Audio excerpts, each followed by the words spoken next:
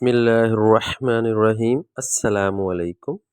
مناقب علی میں علامہ ابن جوزی لکھتے ہیں کہ حضرت عمر فاروق جب خلافت کی مسند پر بیٹھے تو انہوں نے یہ بات اس وقت کہی تھی کہ میں اس مشکل وقت سے اللہ تعالیٰ کی پناہ چاہتا ہوں جس کے حل کرنے کے لیے مولا علی شیر خدا میرے پاس موجود نہ ہوں۔ اس کے جواب میں علامہ صاحب خود ہی لکھتے ہیں کہ ایک دفعہ کیسر روم نے چند سوالات لکھ کر مسلمانوں کے خلیفہ حضرت عمر کے پاس بھیجے۔ سوالات ایسے تھے کہ جس کا جواب روم میں بھی کسی کے پاس نہ تھا۔ ان سوالات کا مقصد مسلمانوں کو شرمندہ کرنا تھا تاکہ مسلمان اپنے دین سے متنفر ہو جائیں۔ چنانچہ مسجد نبوی میں عظیم صحابیوں کی محفل جمی ہوئی تھی جس میں کیسر روم کا قاصد آیا اور خط پڑھنا شروع کیا۔ خط کی تحریر کچھ یوں تھی کہ بادشاہ روم نے لکھا ہے کہ یہ خط ہے بادشاہ روم کیسر بنی الاصفر کا وقت کے خلیفہ حضرت عمر رضی اللہ تعالیٰ عنہ کی طرف۔ اس میں جو سوالات لکھے ہیں مجھے ان کے جوابات بتا دیجئے۔ نمبر 1، وہ کون سی چیز ہے جس کو خدا نے تخلیق نہیں کیا؟ وہ کون سی چیز ہے جو خدا کے علم میں نہیں ہے؟ وہ کون سی چیز ہے جو اللہ تعالیٰ کے پاس نہیں ہے؟ وہ کون سی چیز ہے جس کے سب بال ہی بال ہیں؟ وہ کون سی چیز ہے جس کا صرف منہ ہی منہ ہے؟ وہ کون سی چیز ہے جس کے صرف پاؤں ہی پاؤں ہیں؟ وہ کون سی چیز ہے جس کے صرف آنکھیں ہی آنکھیں ہیں؟ وہ کون سا بندہ ہے جس کا خاندان نہیں ہے؟ وہ کون سی چیز ہے جو شکم مادر میں نہیں رہی؟ وہ کون سی بے جان چیز ہے جو سانس لیتی ہے؟ ناقوس کی آواز کا معنی کیا ہے؟ وہ کون سی چیز ہے جس نے ایک مرتبہ پرواز کیا؟ وہ کون سی چیز ہے جس پر صرف ایک بار سورج چمکا؟ وہ کون سا درخت ہے جس کے سائے کو تیز رفتار سوار 100 سال دوڑ کر بھی عبور نہیں کر سکتا؟ وہ کون سا درخت ہے جو دھوپ اور پانی کا محتاج نہیں؟ دنیا میں اس کی مثال کیا ہے؟ جنت کے برتن جن میں مختلف قسم کے کھانے ہوتے ہیں، جنتی لوگ ایک دوسرے سے ملتے ہیں، دنیا میں اس کی مثال کس طرح کی ہے؟ جنت کے سیب سے حوریں برآمد ہوں گی لیکن اس میں ذرا برابر کمی بھی واقع نہیں ہوتی۔ دنیا میں اس کی مثال کیا ہے؟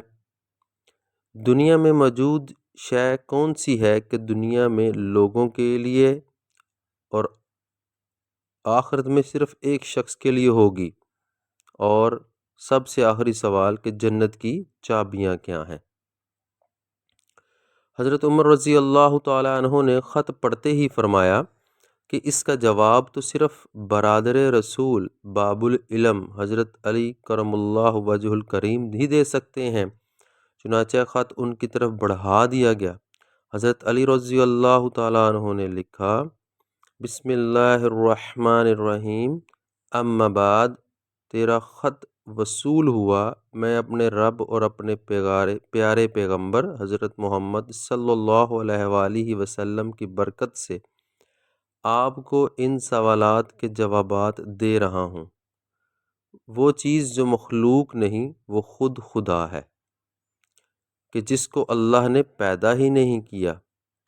وہ چیز جس کا اللہ تعالیٰ سے کوئی تعلق نہیں ہے وہ یہ بات ہے کہ اللہ تعالیٰ کا فلاں بیٹا ہے، حالانکہ خدا واحد ہے، اس کی نہ تو کوئی اولاد ہے اور نہ ہی اس کے ساتھ کسی کو معبود ٹھہرایا گیا ہے۔ خدا نہ کسی کی اولاد ہے اور نہ خدا کی کوئی اولاد ہے۔ وہ چیز جو اللہ تعالیٰ کے پاس نہیں ہے وہ ظلم ہے۔ اللہ تعالیٰ کا فرمان ہے کہ خدا اپنے بندوں پر کبھی ظلم نہیں کرتا۔ وہ چیز جو صرف بال ہی بال ہے وہ ہوا ہے۔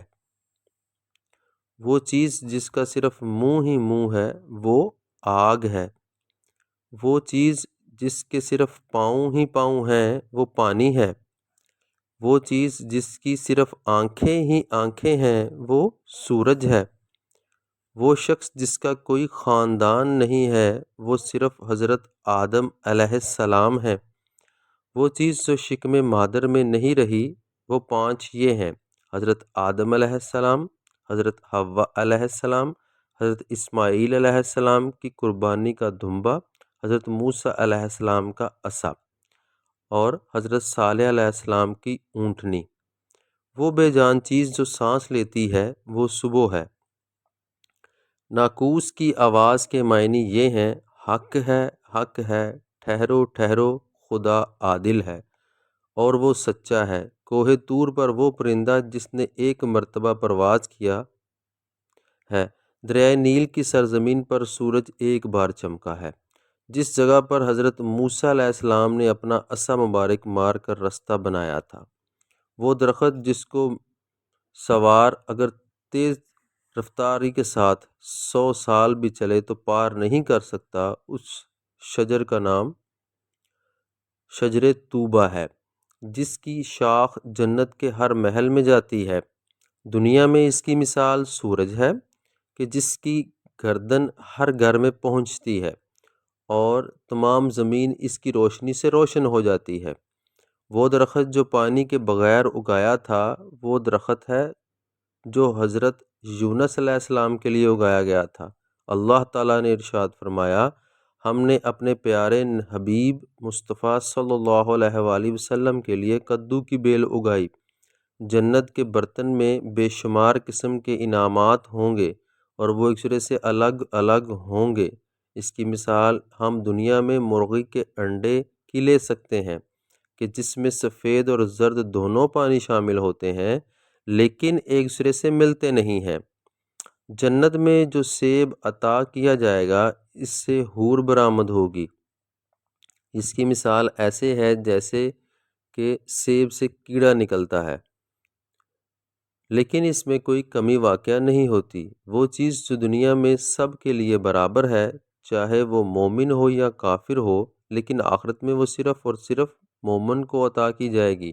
وہ کھجور کا میوہ ہے، جیسے آخرت میں صرف مومن ہی کھا سکے گا، جبکہ دنیا میں اسے مومن اور کافر دونوں یکساں استعمال کرتے ہیں۔ اور سب سے آخری سوال کا جواب ہے، یعنی کہ جنت کی چابیاں کلمہ توحید ہے، لا الہ الا اللہ محمد الرسول اللہ۔ ابن مسیب سے مروی ہے کہ خط بادشاہ روم کو ملا۔ اس نے خط کو پڑھ کر کہا کہ میرے سوالات کے جواب صرف اور صرف خاندان رسول صلی اللہ علیہ وآلہ وسلم سے ہی مل سکتے ہیں۔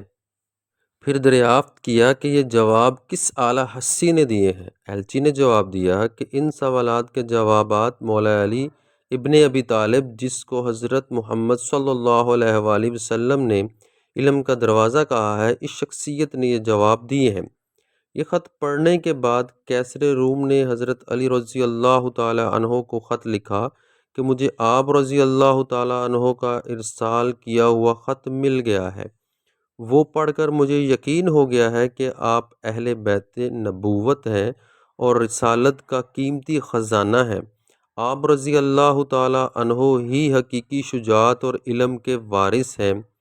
کیسر روم نے اپنے دوسرے خط میں لکھا کہ میری یہ خواہش ہے کہ آپ مجھے مذہب اور دین کی مزید معلومات بھیجیں۔ میں خاص طور پر روح کی وضاحت چاہتا ہوں جس کا ذکر اللہ تعالیٰ نے اپنی کتاب قرآن مجید میں کیا ہے۔